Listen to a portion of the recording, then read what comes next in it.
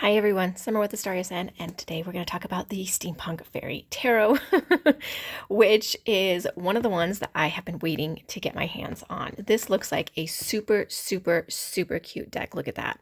So right off the bat, this box is a little bit smaller than like a US Games one. This is a Llewellyn. It's actually even a little bit smaller than a lot of the Llewellyn boxes, but it's sturdy, two-part.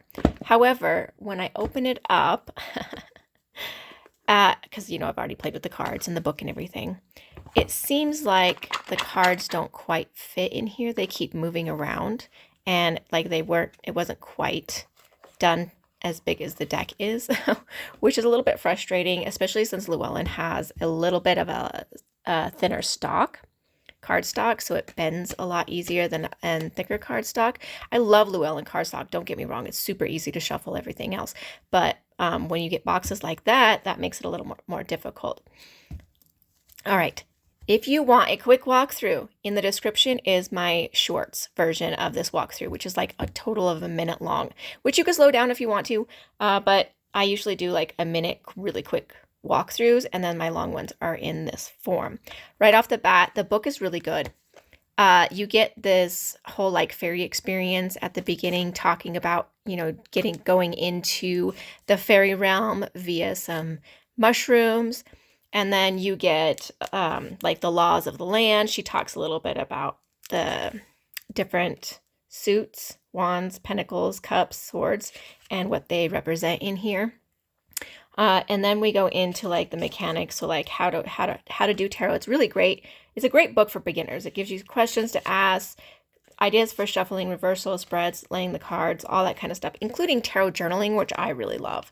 I love that idea of tarot journaling, so I'm on board with that, right? And then it jumps right into the majors, and we got full colors. The one thing I like about this, and it does it with the majors or the minors, okay, is that they have the clockwork definition, which is your upright, the counterclockwise definition, which is your reversal. Counterclockwise, that's perfect. I freaking love that so much. And then ignition is like your inspiration or something to do, something action-wise that you can do with the card or in your spread or something like that.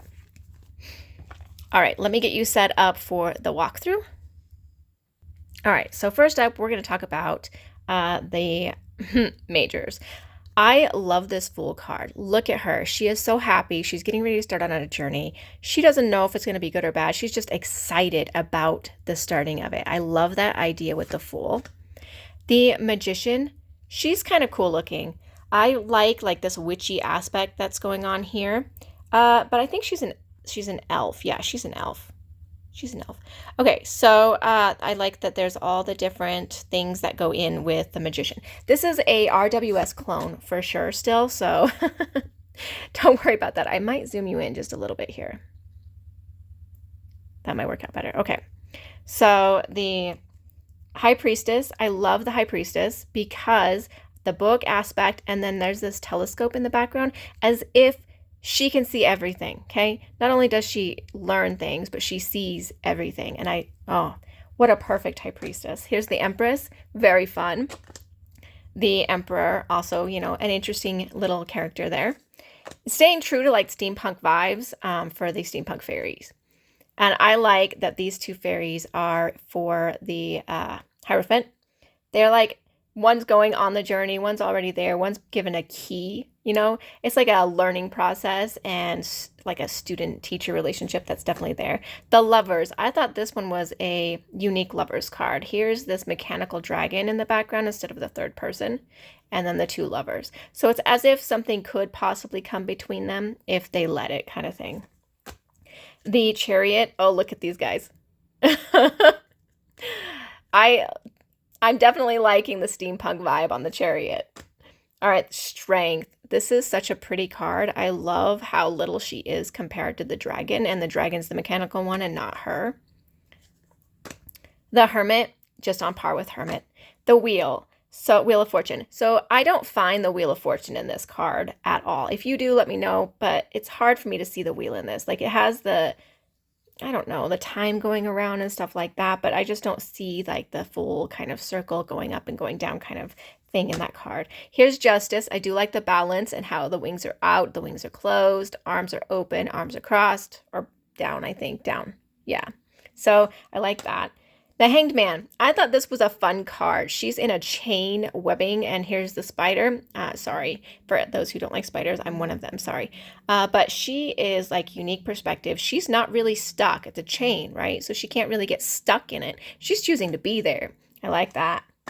Here's Death. Seems very kind of traditionally deathish, and she's riding a mechanical death horse. Here's Temperance. Okay. Love Temperance. I love this idea. Mad scientisty, steampunky kind of thing going on for Temperance. On board. The Devil, also in love with this because of the idea of going in somewhere you're not supposed to go. Technically, you know, they always say don't walk in a fairy ring, and she's walking into a fairy ring. Like she like jumped inside it. Here's the Tower. Pretty traditional, you know, outside forces coming to take down what has already been built. The Star card, I like that it's kind of like a navigational card. I usually attribute this card to hope, and I can kind of see that because the sail is down, but the star is still available for navigation. The clouds aren't covering it or anything like that, so there's still hope there, but I do like the navigation aspect of this. The Moon. Okay, so I don't see a lot of the moon representation in this card, but I do think it's pretty. The Sun isn't that great. I'm glad that it's not a baby. Here is Judgment. I thought Judgment was really, really interesting. Oftentimes when I think about Judgment, I'm thinking about, you know, judging others and stuff like that, because when you think about judgment, that's what you think. But there's a judgment of self. There's a self process in here, and she is tinkering. She is working through things. She is, you know, helping and fixing and doing all the stuff. She's doing the work, right? She's doing the work. Here's the World, which I really like, all these little mechanical beings, and then the Earth, or like the world, you know, with all this stuff going through it, like it's magnetized, right? It's electrified. Oop, I grabbed that one on accident. Okay, so those are the majors. Now we're going to go through the minors, and I kind of have them spread out like this so that I can show you guys what they all kind of look like together, and we'll go through them, okay?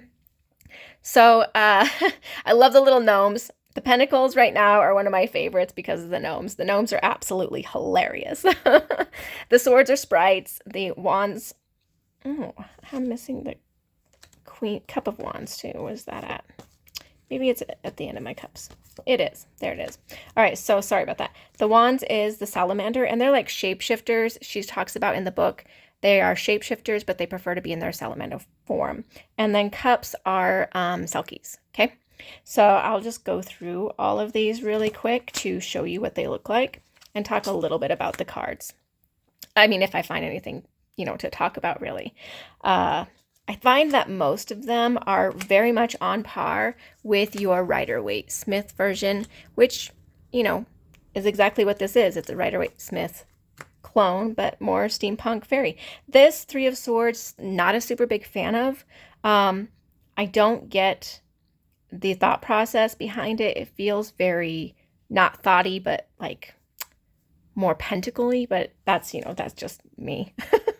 Love this Three of Cups. They are having so much fun. Okay, and then the Four of Swords, I really like because she's resting in the flower. The Four of Pentacles, so fun. Look at her. It's like she's gotten, it's like her hoard has gotten away with her, right? Like out of hand almost because it's too much. I really like that aspect. It's really fun. And this Four of Cups, you know, she's being offered, but she's not really paying attention. She kind of looks conceited in this picture. Here's your Fives, which I do like. It's a good representation, these Fives. Now, on the Salamanders, I want to show you something that I thought was really fun about the Salamanders, 5 and 6. So here's 5 for the Salamanders. They're all kind of fighting for King of the Hill. And then there's 6. Somebody finally got the King of the Hill, and they're all celebrating it. 5 of Wands is one of those wands I've always thought was playful fighting, right? Playful fighting and like a good competition, you know what I mean? And so then they're all celebrating this one, like actually getting it. I love that. I thought that was so cute. All right, these are the 6s. All right, 7s. I do enjoy the 7 of Pentacles in this one. He's really admiring his work, which is cool. She's taking off with a little box. Super cute.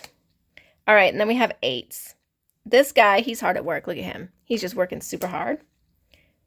The Eight of Swords is a little off kilter to me, just because the swords are going in so many different weird directions, but they're kind of, a lot of them are pointed at her, which can have a interesting interpretation, right? She obviously can get herself out and she's put herself in it, but I don't know. It's just one of those weird, it's a little off to me, but not bad. Love the movement. Love the movement in the Eight of Wands. The nines are great. I like her for my favorite nine. She's just kind of, she's just has it all. She's happy. She's content. She's got it going on, right? This Nine of Cups is pretty good too. It's like you have everything you wished for sure. All right, we got tens. The Ten of Wands, this one is generally like carrying burdens, but honestly, I don't feel like this card is a burden of carrying things. More like trying to bring something to something else. I'm not really sure how I feel about that. All right, and then in the book, by the way, she has her court cards separated from the actual minors, just so you're aware of that. These pages are super fun. All of these little, these childlike energies are just fantastic. I love these childlike energies in these pages. They're super, super fun, creative. They give me all sorts of inspiration and make my heart feel happy. These knights, they're definitely, you know, involved. They're going to get after it.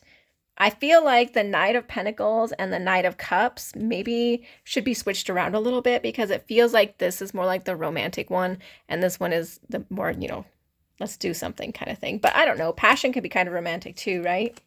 All right, Queen of Cups. Look at that. Aren't they fabulous? Aren't these elves fabulous? Oh my gosh, they are so beautiful. So pretty. And I like the colorings that are in each one of them. They like represent their suit really well.